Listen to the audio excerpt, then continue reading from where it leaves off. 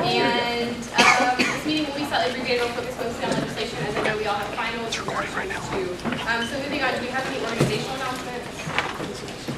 Okay, seeing none, do we have any council announcements? Okay, seeing none, do we have any regular guests here from GSA, SG, libraries? Okay, moving on to executive reports. I don't have one, but I do want to take this moment to recognize Audrey White, who has faithfully served in Exit and Senate this year. She will not be reporting on us next semester, but just give a round of applause. Great job.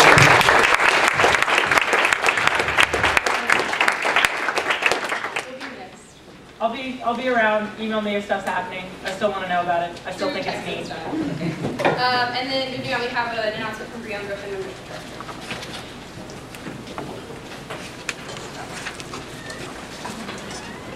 All right, the at-large of the week this week is Kristen Bateman. Is she here from Faculty Affairs? Yay, congratulations. And she was nominated by her committee, and she's just done an excellent job this whole year. And they say she's kind of quiet sometimes, but she does, when she gets fired up about something, she'll step up and speak her mind. So anyway, congratulations and good job.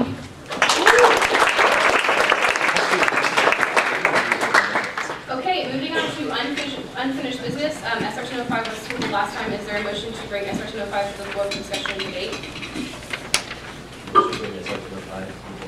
Was there a second? Second. All those in favor for bringing SR 205 to the floor for discussion and debate, please say aye. Aye. All those opposed? Okay, SR 205 is open for discussion and debate. Oh, I'm sorry. Can you invite the authors up? Okay. I don't know where that one goes. You got it. All right. But we just made a couple of changes to the legislation. On line 75, you'll notice in italics, we switched the word evidence because that was causing a lot of issues to observations.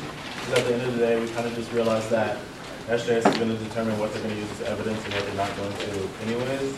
And we added another resolve on line 100.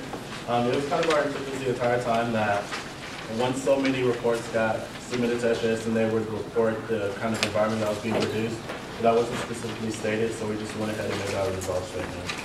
And then just the formal and friendly amendments that we made last time, and that's the only change.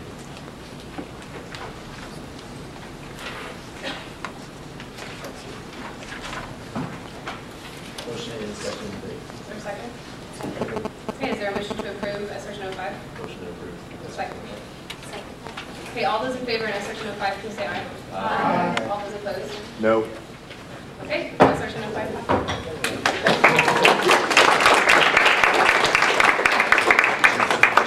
Okay, and we'll have the authors of SR 205.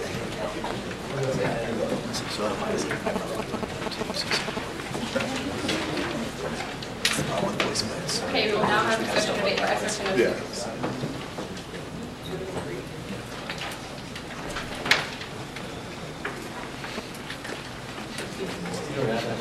Council. I guess it's of the opinion of students in natural sciences that this program seems redundant. In some sense, Bridging Disciplines program is there for interdisciplinary studies. Departmental honors and other programs are available to conduct theses and capstone projects.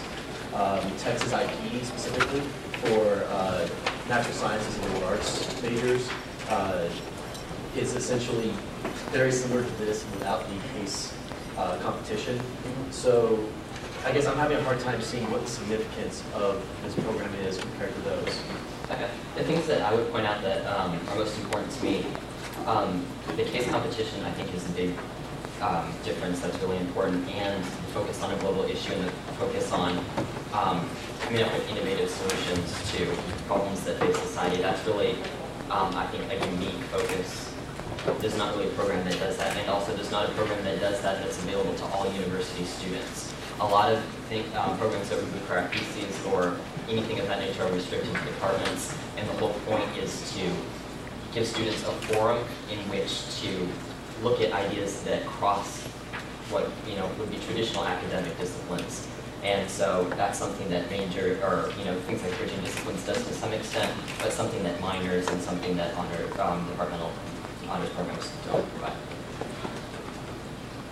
Austin?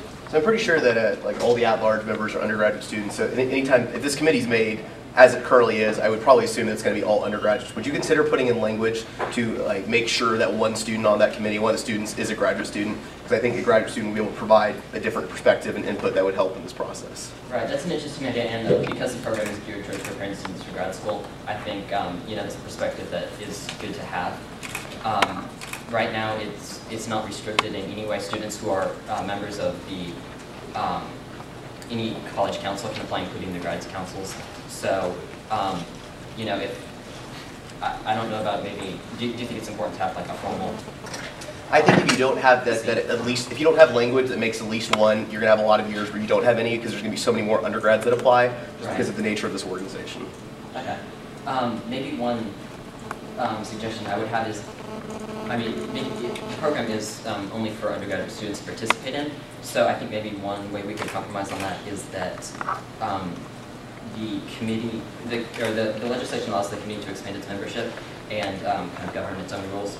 Would you be okay with the committee, or asking the committee once it's formed to create a formal seat that's just for grad student, or would you like to see it up front? I'd like to see it up front. Whenever you create legislation, I always think it's important as a grad student to make sure that there's at least one grad student on there, because otherwise these things always, it just happens that they're going to be filled with undergrad students. Okay. Yeah, I'm fine with that. Add a sixth seat that is reserved for grad students. Is that a friendly amendment? Sure. And you're exceptional. Are there any objections? Okay, and you'll need to come up with just that language. Philip Nevels, graduate of public affairs. I do understand that most of the programs that he was talking about, they are in specific disciplines, but that doesn't mean that there are no other programs that exist at this point that are all inclusive. And so, would you be opposed to making existing programs better or adding to existing programs instead of having to create this new one? Because it's not very different at all than most of the all-inclusive programs. You talked about the global focus and the project at the end. But why can't you make other programs better if that's the only difference? I think that's one thing to consider, and really that would be kind of the purview of the program design committee to explore not only an option to create a standalone program in undergraduate studies, but to explore options to partner with other programs. And I know I've already talked to intellectual entrepreneurship under undergraduate studies about partnering on certain aspects of programs. So I think that's definitely something we're looking into. But I think that the committee is really the right way to go about facilitating those conversations, just so there's really a sense of legitimacy behind those discussions. I guess I disagree with the presentation of this program. First off, I guess the case competition, I see it mentioned in passing the proposal. I don't really see any specific details as to what that really is. And forgive my ignorance, I've never really experienced that or know what that really is or how to implement that. It's true there isn't a university-wide program to offer research initiatives to everybody, but that's not to say that a student in any college is restricted from doing research. A lot of professors, in my experience, have been very open to allowing you to do research under them, and that can lead to publications and a thesis, which also prepares you for graduate school. I'd also, again, argue that the global focus that is unique to your proposed program isn't so unique, because the majority of things, I guess an example, natural sciences, if we discover a breakthrough in medicine, that's not something that's limited to Austin, Texas. That's something that can be applied elsewhere. And a lot of time, research isn't immediately applicable on a worldwide scale. And I understand that point. And again, new solutions, I think that's again engineering, natural sciences do that a lot. With the current research program. I'm just concerned that with budget cuts, with faculty already being stretched thin, that asking them, as well as advisors, to kind of demonstrate or volunteer more time towards a research period instead of improving programs that we already have in place that have proven to be successful, I feel like that's it's diverting our attention away from stuff that works to try something that I feel we already do.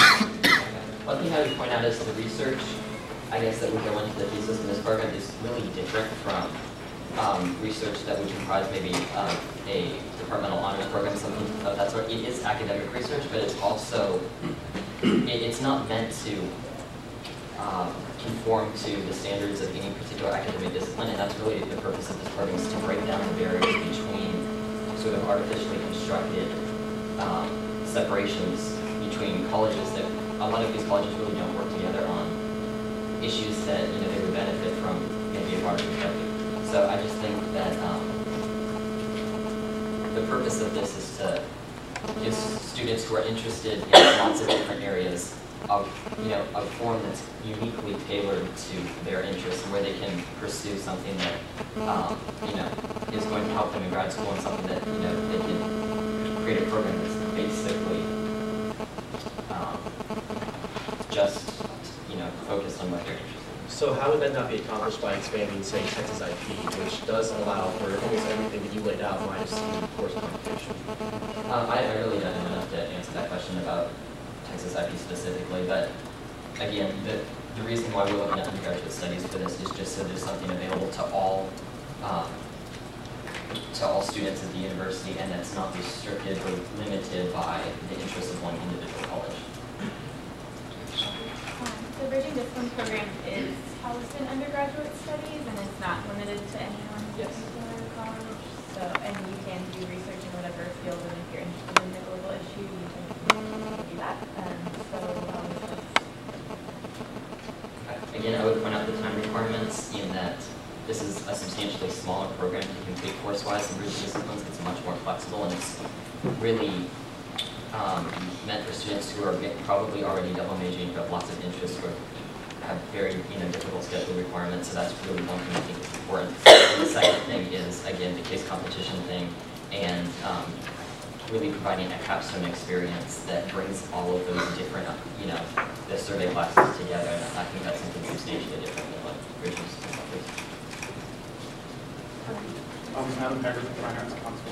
I'd like to point out that the Bridging Disciplines program actually has prescribed courses that you would take. You don't create your own course, like your specific sequence of courses that you would take. What this would do is you could actually choose different courses to complement your proposed research. And that is what sets it apart from the Bridging Disciplines program. Yeah, thanks for pointing that out. Yeah, students completely construct their own program based on their interests, so it's tailored to what they want to pursue in graduate school. And the courses that are used for the program can also overlap with other majors or minors. So really, if you have good planning, the only extra class is the capstone class. But what it does is it helps you to look at the courses you are taking differently and to apply that information to something that's very focused. Emily Kelly, UTNSA. I think that anytime you create an extra resource for students and that there are people interested and willing to pursue it, that's a good idea. So I think that this is a really good extra resource for students to have, and like you said, it has the possibility of going on to improve other programs or maybe even be sort of a role model. So I like it, and I think anything new and anything you can give extra is a good idea. And I'd like to just point out too that this program is designed to be really affordable. It's going to be easy for whichever college, probably undergraduate studies, for somebody to implement. Just because there are budget cuts, that doesn't mean that the university has to stop offering new resources to students. That's what the university exists to do. So really putting a limitation on that just because of a financial constraint, or not even looking at expanding offerings, that's not really acceptable. So by pooling resources and looking at current resources differently, I think you can provide experiences to students where they can get a lot more out of what already exists. And that's really the point of this program. It costs virtually nothing, and it really is, I think, a standalone academic program that provides something substantially different from what exists. So just to be clear, you're saying it will cost something. I mean, that's just the nature of how these things work. You're just saying that since this is a good thing, we should pursue it, and if somebody picks it up and has the money, that's fine, but otherwise, I mean, has there been any talk about, you're saying undergraduate studies might be the one, have you discussed with them the possibility of having those financial resources for this program? I haven't talked to undergraduate studies personally. I have talked to the intellectual entrepreneurship program, and they have expressed interest in partnering with the program and running the curriculum for the capstone portion of the program, and really partnering with us so that we would basically be outsourcing a lot of the administrative components of our program.